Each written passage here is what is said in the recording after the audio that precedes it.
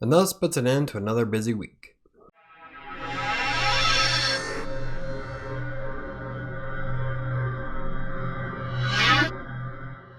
Well, I'm Michael with WriterSanctuary, and it's time for the semi-weekly writer vlog. But hopefully everything will start to piece together starting Monday, so I should be back on a normal schedule-ish. And as you can guess, it's been a while since I've done one of these, and I've accumulated quite a few comments. So I'm a bit stressed for time today, so I can only get to a handful of some of the most recent ones. So before we get started, turn off my alarm. So before we get started, if you can hit that like button and subscribe if you haven't already. And if you have any questions, comments, or concerns, you can always hit me up on social media, on Twitter or on Facebook, and I'm pretty active on Twitter. But I've been trying to get onto Facebook as much as I can. You can always use the contact form on WriterSanctuary.com's website, and those emails get sent directly to me. Now, I've been quite busy lately with the house and getting my office set up and everything else that I've been doing, so it's been a little bit longer to respond, but I promise I will respond to any of those messages that come in. So let's dive into some comments, shall we? First one today comes from Diana Brain. I'd much rather be a generalist. That's why I'm glad I found TB, because it seems built for that kind of work. You're absolutely right, though. When it comes to blogging, you need to have a niche. Ugh, how could I possibly pick just one thing? P.S. Nice background. Well, thank you. It's not really planned out. I just put my professional stuff on one side and my fun stuff on the other, and I have a TV behind me, and I was going to put my logo and splash on it, but I haven't done that yet. It's hooked up to laptop, but I just haven't got around to it. But this is in response to the most recent video I did about whether you should focus on a niche or be a general writer. And yeah, text broker, content mails in general are focused more on being a general niche writer.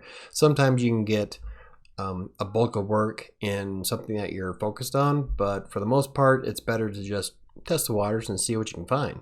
In fact, testing the waters is how I discovered that I have more passions in other things than I thought I did. But when it comes to picking just one thing for a blog, that's probably why I have 4. I can't pick just one thing either. I bounce around too much.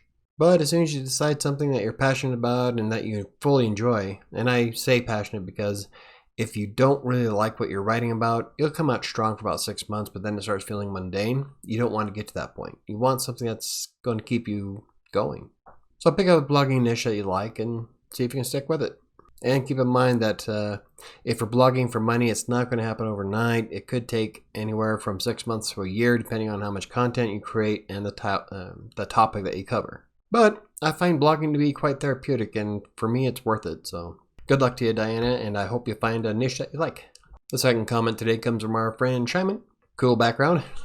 I want to be a specialist in a psychological niche, but I'm not sure that I will be capable to write about the same thing for a long time. However, maybe I can write generally on psychological niches. And the others, so all kinds of ways you can be flexible with it. Like if you wanted to write just on something specifically from the DSM, you'll get bored of it eventually.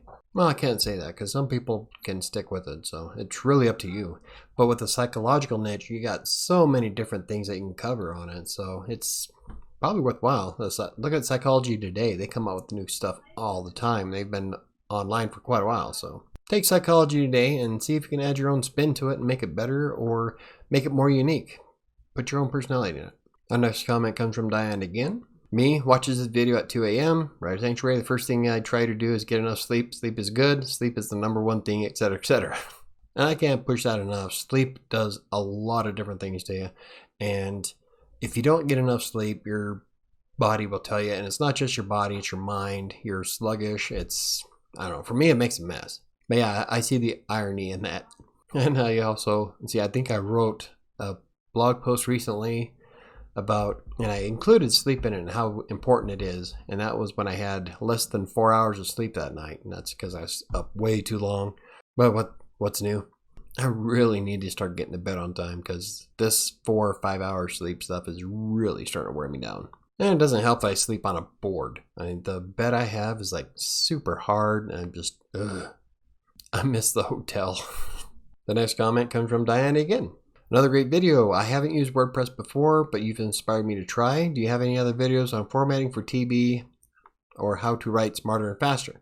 And I did one on, I've done 2 that I know of the workflow for Text Broker. And I think I'm going to come up with a couple other ones I'll probably break down what I used to do back in like when I first started and what got me into the flow of cranking out one after another.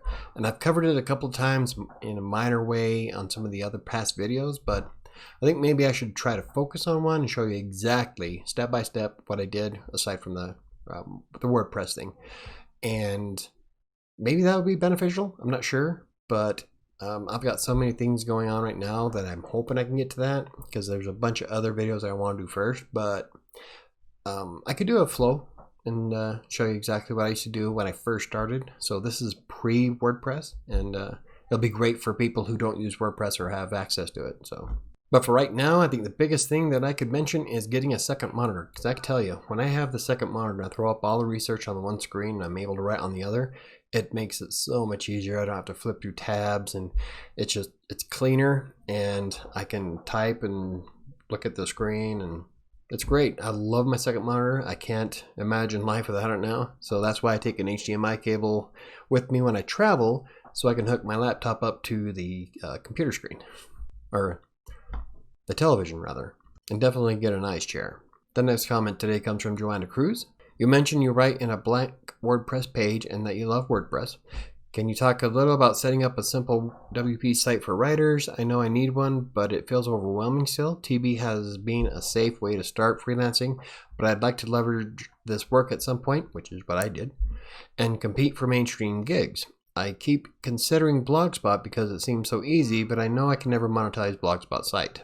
And yeah, you can use Blogspot and WordPress.com, and you can get like things like Wix and whatever. But I personally would prefer self-hosting, because you have full control over what your website does. I mean, if you want to monetize it a certain way, you can. You can't do that with WordPress.com or Blogspot.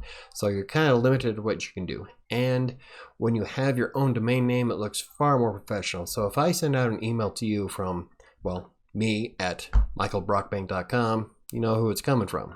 And it's the same way with my personal address at WriterSanctuary. It just looks more professional. It's not Gmail, it's not Blogspot, there's no subdomains to it. It is my domain. And yeah, it costs about $150 a year is what I spend. I think that's because I'm doing like 4 or 5 different websites, and I manage my dad's, and I have my mom's domain, and a lot of stuff. But you don't need to go that route. You can knock the price down quite a bit if you just go and get a self-hosted website and hook up WordPress to it. And I've been doing a experimental with practicallylivinggreen.com, and I want to get back into doing that. We were doing great until this whole pandemic happened, and I got kicked out of the house. Well, the landlord sold it out from under us, and had to live at a hotel, and so things got kind of screwed up. So I'm going to getting back into the blogging experiment, and that's a good example of it. I can show you, in those videos I actually break down setting everything up step by step, and it's not really all that difficult. And I could easily set up a WordPress website for writers. In fact, I'm working on a blog post right now on WriterSanctuary.com. I haven't published it yet. I'm still in the middle of making it an ultimate guide, so there's a lot more to it. But I try to be as simplistic as possible, so it's not like reading a IKEA manual or anything like that. I try to be as plain and as easy to understand, and it's a good flow. And personally, I like using Green Geeks, not just because I work with them, but because their servers are a hell of a lot faster than anything I've come across. Like, I moved from HostGator to Green Geeks because they cut down my load time on my website by like 300%. It was insane. So that's a bit of a shameless promotion, but it is legitimate. I don't promote things I don't believe in, and if you need more help with that, then stay tuned, because I am going to be creating more videos on it. I'm a big fan of WordPress, been using it for a very long time, and I've seen these commercials on YouTube, and it makes me mad, because they make it sound like WordPress is this big monster of a platform that you don't need anything like that big. It's like, I can't remember what the commercial was, cutting meat with a chainsaw or something like that. It was like stupid. But one of the biggest reasons why 30%, more than 30% of the internet uses WordPress is because it is easy to use, and it can become just about anything you could possibly imagine. There's so many plugins and themes and ways to change the layout. It is flexible as hell.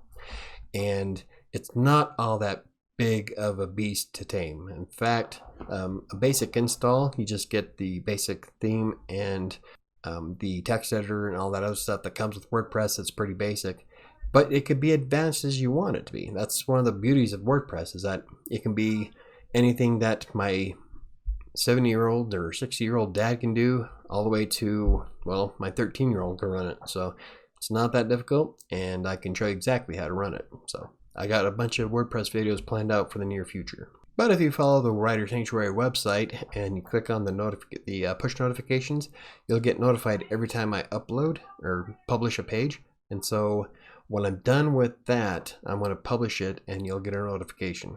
The next comment comes from Joanna again. Would you do a simple explanation of the markup language you use for the subheaders? Now this is when I'm formatting subheaders for TextBroker in WordPress. And I don't use the H1 headers in WordPress because that's reserved for the title in TextBroker. So when you submit an article and it has the title, that defaults to H1. H2 is then your main headers that you have in any blog post. And then H3 would be subpoints to the H2. So like if I had an H2 that said the glory of cooking chicken, H3 would be underneath that, and I would title it something like using great barbecue sauce, or another H3 below underneath that one that says being able to bake. So the point is that your H3s have to reflect the H2, so it's a bit of a hierarchy going. Now you don't need to use H3. I just like using them when I'm writing a much longer post, as to add more depth to the piece and to break down what each section is. In fact, I'm doing a blog post for WriterSanctuary about that right now. I'm like halfway through writing it, but it goes into deeper detail about what points I'm using on it and why I'm doing it that certain way. Now you don't have to do it that way. It's just the way that I find that works best for me. So hopefully I didn't confuse you even worse, but you gave me a thumbs up when I replied in the video, so I think I explained it better in the comment section. But at any rate, there'll be a blog post coming out soon that breaks down why. The next comment comes from Joanna again. Do you routinely include images? If so, how do you insert them? When it comes to TextBroker, you can't really include images, and a lot of other content mills are the same way. They're just text-based only. I think Writer's Access is now open to images, and Fiverr you can add images to. But when it comes to a blog, or private clients, I try to include an image when it makes sense. So I try to add an image to the H2s, but not the H3s, because I want people to read the text. And we found that a lot of my clients, I know there's experts out there that say that the more images you have, the better your blog post will do on social media and shit like that. But we haven't really seen that with my clients. In fact, one of my clients increased their on-page time and improved their bounce rate by removing images. So we use fewer images in their blog posts and it does better. So it's really up to the audience that you're writing for, and sometimes it takes a little bit of a trial and error. But I find that the people who read michaelbrockbank.com stuff really don't care if there's images in it or not. WriterSanctuary, I try to include images when it makes sense. So like with tutorials, I do it every step. So maybe like every 300 words or so. And I always make sure that the image accentuates the point. You don't want to just throw up any image. Bear in mind that, like the saying goes, a photograph is worth 1,000 words. So you want those 1,000 words to be relevant to what you're writing about. The next comment comes from Dr. Diana Breen. Hi, WriterSanctuary. You mentioned you do live streams every other Monday. I'm subscribed to your channel, so will I get a notification or do you send out a reminder? And I'll be live streaming again this Monday. So yes, if you're subscribed to the channel and you click the notification bell, then you should get an update anytime I publish anything. So I think you get one as soon as I upload the reminder. If not, definitely when it goes live. But I do also post a link on Twitter and Facebook. Like usually I do it on Fridays or Saturdays. I'll be doing that probably tonight or tomorrow. And I'll also do another one right before I go live on Monday. So you should get a notification on YouTube, Twitter, or Facebook. So there's several different ways that you can find out. And thank you for watching. I saw that you stopped by last stream. That was a lot of fun. The next comment today comes from Michael Pate. Right now I'm writing for TextBroker and I'm a 4-star. Sometimes it happens. You should see some of the stuff I misspell. Especially if you're trying to spell public but you forget the L. I'm getting for 5-star as soon as I study for and hopefully pass the test. You're right about distractions and honest about how much you can make per day. I'm willing to work as hard as I need to, though. Thanks again for the video. You're welcome, Michael. And yes, I am 100% honest about how much you make. It does take a lot of work to be able to afford to live full time while writing for Textbroker. And I was able to do it, but I had to dedicate a lot of time and push myself really hard. And yes, I made a living off of nothing but Textbroker for 4 straight years. I didn't use any other system. It was all Textbroker. Before that, I would bounce back and forth between Textbroker, Writer Access, and Fiverr.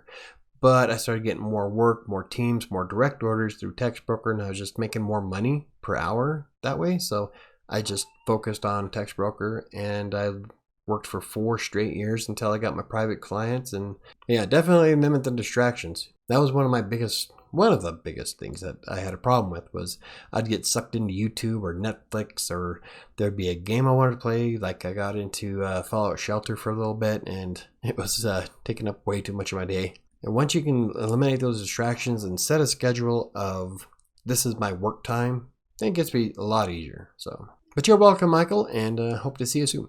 And the last comment today comes from Hinko. Oh, rock on. You stream gaming on Twitch too? LOL. I started doing it on my YouTube on my other channel about a month ago. Yep, and I've stopped by a couple times when you were playing Animal Crossing, and there was something else you were playing. But yeah, Colorado Plays does a lot of, well, we used to do a lot of streaming on Twitch, and we're going to try to get back into it starting hopefully Sunday. So if you're into gaming or just want to hang out, you can always stop at, check out Colorado Plays' channel, which is linked to WriterSanctuary's. It's on the right where it says different channels that I'm also involved with. And you can, from there, you can get the link to Twitter or to Twitch and just come out and say hi. Well, it'll be Sunday, Tuesday, and Thursday. We like to stream and play games for charity. And if you have any questions about anything that I cover, you can always leave them on any video that I have. It doesn't matter if it's relevant to the video or not. And like I said, social media or the contact form on WriterSanctuary.com. Or if something hits your mind right now, leave a comment down below. So I'm doing a 30 days of blogging experiment on michaelbrockbank.com, only because it's the website that I have the least amount of traffic on, outside of the Practically Living Green blog, which I'll be doing a experiment with its content next time. I'm trying to see if 30 days of blogging really makes a difference on Google for search results. And I'm not just throwing up any content that I come across. I'm actually putting thought into what my personal website covers and trying to actually build an audience with it. So I've done 3 straight days so far, which is quite a feat for me because I usually can't keep focused that long. So it was kind of impressive that I was actually able to publish today. But I'll be doing one for 30 days, one every morning for 30 days. And I think the Practically Living Green one's going to be next, and then Writer Sanctuary, Colorado Plays, and Crossing Colorado. And the reason why I'm doing it that way is so that I can see if doing a blog every day for 30 days makes a difference on one website as opposed to another that has a different excuse me, as opposed to another one that has a different niche. So will the writing website make more than the gaming website in terms of traffic? I'm going to find out. And 30 days really isn't a very long time in the grand scheme of things. I know there's a lot of experts out there that say that you have to do it for 90. And realistically, it's just not practical, especially if you're already working full time and you have a family and you have things at the house that you have to do. Doing some of the things that these experts want you to do to be a success just is unrealistic. But we're going to give it a try for 30 days and see what happens. So I'm writing for michaelbrockbank.com first thing in the morning, and then do my client work, and then after that I try to crank out a blog post for Writer Sanctuary on Wednesdays and Mondays, and then Tuesday and Thursday I write for Colorado Plays, and then Fridays usually is Crossing Colorado. But things got screwed up today, so I think I'm going to move Crossing Colorado to Sundays and dedicate the whole day to Crossing Colorado, and then change Friday to dedicated Writer Sanctuary because, well, it's the one that gets the most traffic. But this is still a tentative plan that's still up in the air, so we'll find out. But no matter what, I'm blogging once a day every morning for one website for 30 days, then I'll switch to a different website. And that's on top of writing content for normal on the other websites as well. So that's a whole lot of writing. Hopefully I'll be able to hit my 1 million word goal. And now that I have my office set up and most of the stuff bought for the house, I'm able to get back into a regular schedule, and I'm hoping that starts on Monday. I keep saying hope, but with the way my life is so hectic that it's chaos. So I don't know if I'll be able to stick to it, but we'll find out. Right now I have my teenage daughters for the next 4 days, so that's going to be a lot of fun. They are. I love my kids, but can they be a handful? But starting Monday, I should be able to swing my normal schedule and actually get a lot of stuff done, especially now that I'm in the house. I love my office. Everything's piecing together. It's all working great. So now's a good time to, well, get some content cranked out, blogging and videos alike. And like I said, I am live streaming on Monday. You can set a reminder as soon as I publish it. And you can stop by just to say hi if you have writer questions, if you have blogger questions, or even if you just want to hang out. I am game to just about anything. I try to keep to a certain theme.